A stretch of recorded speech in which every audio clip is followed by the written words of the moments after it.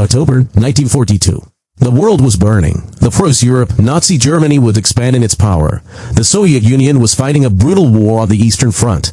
The Pacific was exploding with battles between Japan and the United States. But thousands of miles away, in the endless deserts of North Africa, another battle was about to decide the future of the war. A battle where tanks became monsters of steel, where soldiers fought under a deadly desert sun, and where one victory would finally prove that the unstoppable German war machine could be defeated. This was the Second Battle of El Alamein, a clash between the forces of the British Empire and the Axis powers led by the legendary German commander Erwin Rommel, known as the Desert Fox. For months, Rommel had shocked the world with his incredible victories, but now, standing in his way, was a new British commander with a new strategy. A commander who understood that this battle was not just about territory, it was about survival.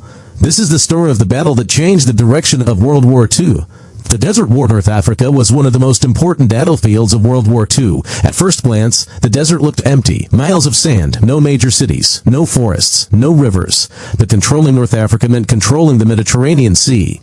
And most importantly, it meant controlling access to the Suez Canal. The Suez Canal was a critical supply route connecting Europe with Asia. For Britain, losing Egypt and the canal could be devastating. For Germany and Italy, capturing it could open the door toward the Middle East and its valuable oil resources. That is why both sides sent thousands of men and massive armies into the desert. The Italian army entered North Africa first, but after facing serious defeats against British forces, Germany sent reinforcements. Among those reinforcements was a commander who would become one of the most famous generals of the war.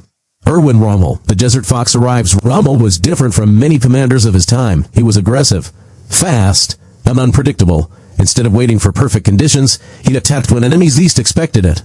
His small German force, known as the Afrika Korps, quickly became feared across North Africa. In 1941 and 1942, Rommel pushed British forces backward. He captured important positions. He defeated larger armies. And he became a legend. British soldiers respected him because of his battlefield skills. Even his enemies admitted that Rommel was one of the greatest military minds of World War II. But every victory came with a cost. The farther Rommel advanced, the longer his supply lines became. His army needed fuel, ammunition, food, replacement vehicles, and those supplies had to travel thousands of miles through dangerous territory. Meanwhile, Britain continued receiving support from its empire and allies. The balance of power was slowly changing. The road to El Alamein. By mid-1942, Rommel launched another major offensive. His goal was simple: destroy the British army in Egypt, capture Cairo, take the Suez Canal, and push the Axis powers closer to victory. In June 1942, Rommel achieved a major victory at the Battle of Gazala. The British suffered a serious defeat. The strategic port city of Tobruk fell. Thousands of Allied soldiers were captured. The world was shocked. Rommel seemed unstoppable. His army moved deeper into Egypt. The British were forced to retreat, but they finally stopped near a small railway station called El Alamein. This location would become one of the most important battlefields in history. Why? Because the geography gave the British a chance. To the north was the Mediterranean Sea. To the south was the dangerous Tatar Depression, an area almost impossible for large armies to cross. This meant the battlefield was narrow. Rommel could not easily surround the British. The British had a defensive position. Now they only needed the right commander. A new commander for Britain in August 1942, Britain made a major change. General Bernard Montgomery was appointed commander of the British Eighth Army. Montgomery was not like Rommel. Rommel was famous for bold attacks. Montgomery was careful. He believed in preparation. He wanted overwhelming strength before attacking. Some critics thought he was too cautious. But Montgomery understood something important. This battle could not be won by luck. It had to be planned. The British army had learned from previous defeats. They studied Rommel's tactics. They improved their intelligence. They gathered more tanks, more aircraft, more artillery. Then slowly they prepared for the battle that would decide North Africa. The armies prepared. By October 1942, both sides were ready. On one side, the British Eighth Army, around 200,000 soldiers, hundreds of tanks, thousands of artillery guns, supported by powerful air forces. On the other side, Rommel's Panzer Army Africa, a smaller force, around 100,000 soldiers, fewer tanks, and serious supply problems. Rommel was already struggling. Fuel shortages were becoming a nightmare.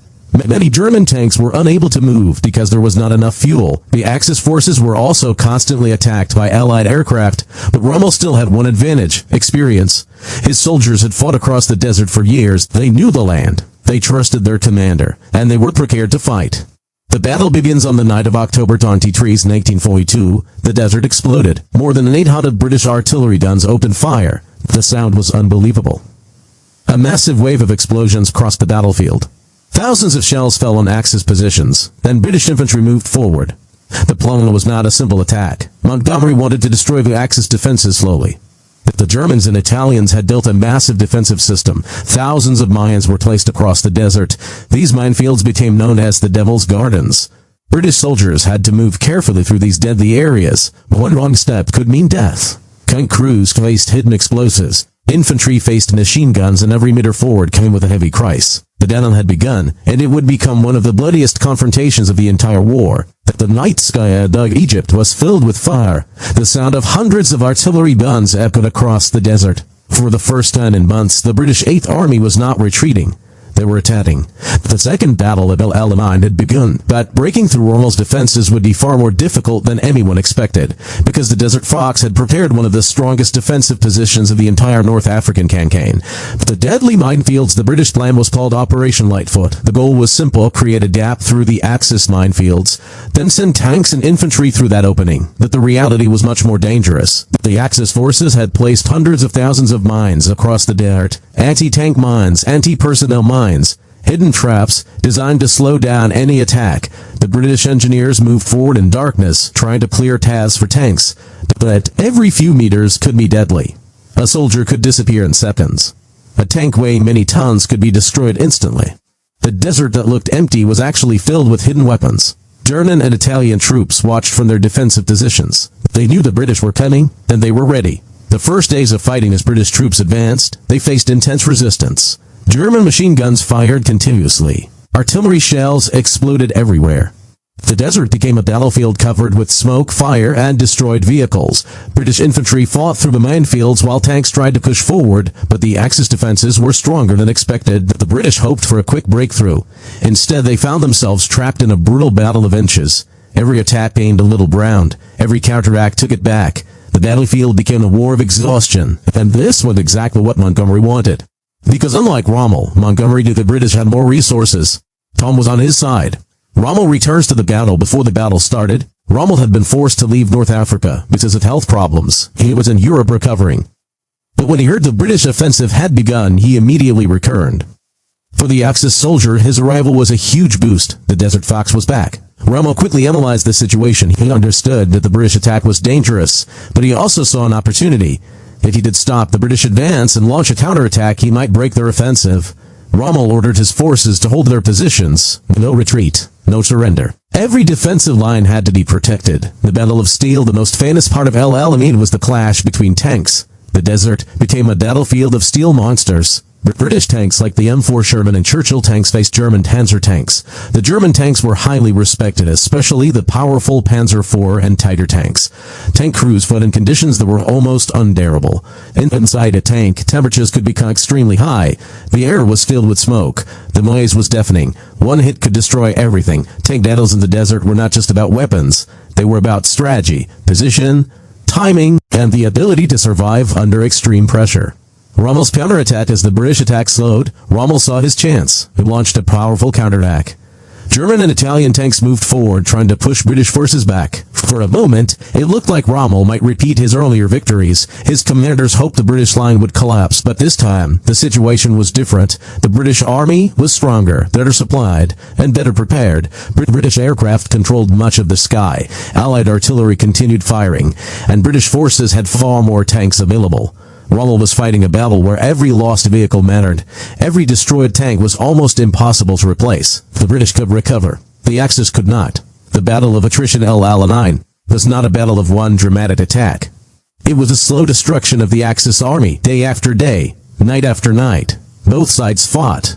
The desert became filled with destroyed tanks and abandoned equipment. Soldiers lived with constant danger. They had little sleep, little comfort, and no idea when the battle would end. But slowly the advantage began moving toward Britain. The Axis army was running out of everything: fuel, ammunition, supplies, even water became a serious problem. Rommel knew the situation was becoming impossible, but he continued fighting, because retreating meant losing North Africa. Operation Supercharge. By early November, Montgomery prepared the final stage of his plan, a new attack called Operation Supercharge. The objective: break through the Axis lines. The British launched another massive assault. This time, the attack focused on a weaker section of the German and Italian defenses. Thousands of soldiers moved forward. Hundreds of tanks followed behind. The fighting was intense. The Axis forces resisted with everything they had, but the British pressure was overwhelming. Slowly, the defensive lines started collapsing. The Axis retreat on November 4, 1942. Rommel finally realized that battle was lost. He ordered a retreat. The Axis army began withdrawing westward across North Africa. For years, Rommel had been the hunter. Now, for the first time, he was running from the enemy.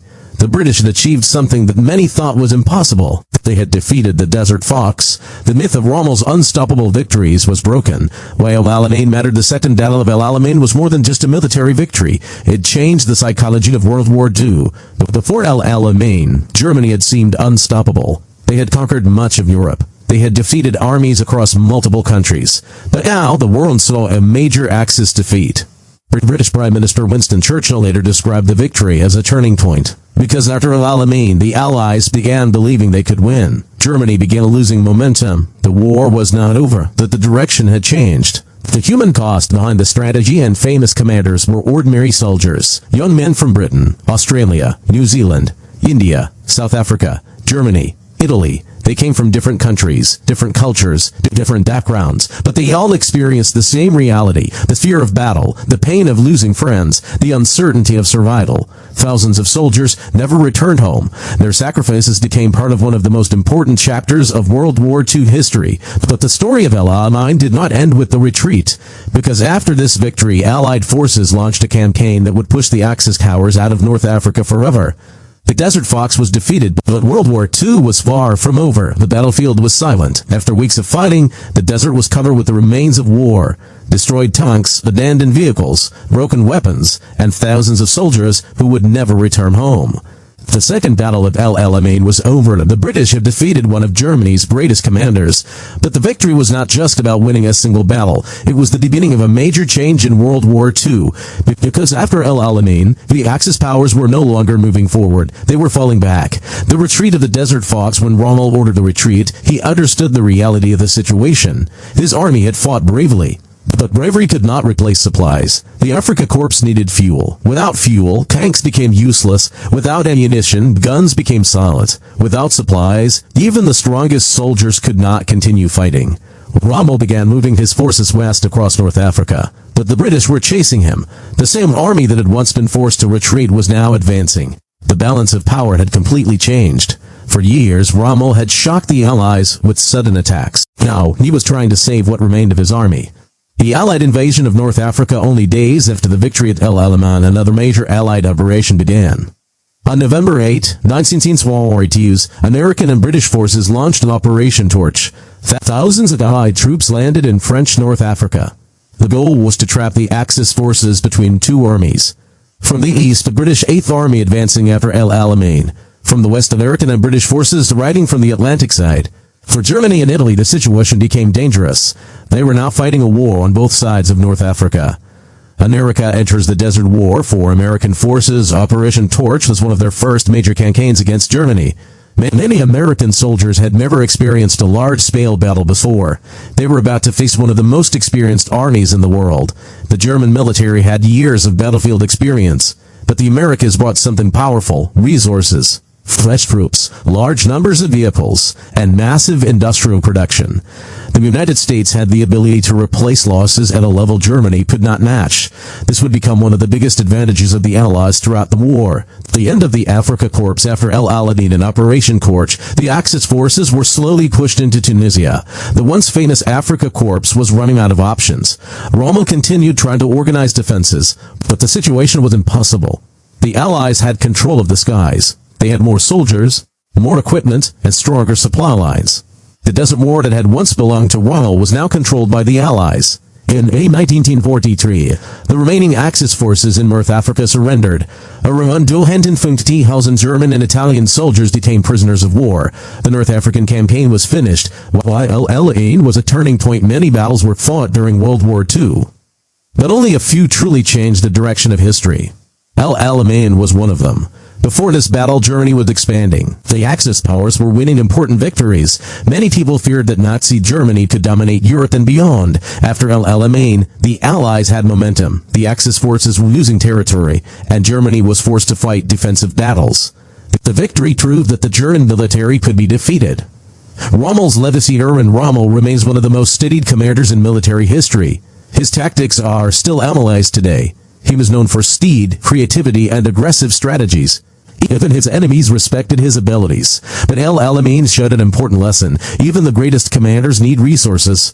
Rommel could create brilliant plans, but he could not fight against unlimited enemy supplies forever.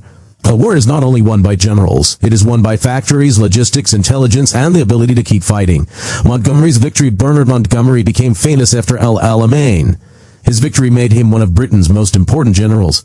However, historians still debate his leadership style. Some say he was too careful. Others argue that his planning saved thousands of lives. Montgomery understood that the British advantage was not speed, it was strength. He waited until his army was ready. Then he attacked with overwhelming force. At El Alamein, that strategy worked. The soldiers who fought history often remembers commanders. That battles are won by ordinary soldiers. The infantrymen walking through minefields, the tank crews inside burning machines, the engineers clearing paths under enemy fire, the pilots flying missions over the desert. They experienced the reality of war, fear, exhaustion, loss. Many soldiers were only teenagers. They left their homes and traveled thousands of miles to fight in a war they never wanted. Their stories became part of the history of El Alamein. The desert battlefield today, the area around El Alamein is a reminder of the war that happened there. The desert has changed, but the memory remains. Museums and memorials honor the soldiers who fought. Old tanks and weapons remain as reminders of the enormous battle. El Alamein is remembered not only as a military victory, but as a moment when the world saw hope returning. Final chapter. The battle that changed everything. The Second Battle of El Alamein was not the end of World War II. Many more battles would follow. The invasion of Italy, the liberation of Europe, the fall of Nazi Germany. But El Alamein was one of the first moments when the tide truly turned. The battle fought in the middle of the desert. A battle between two powerful armies.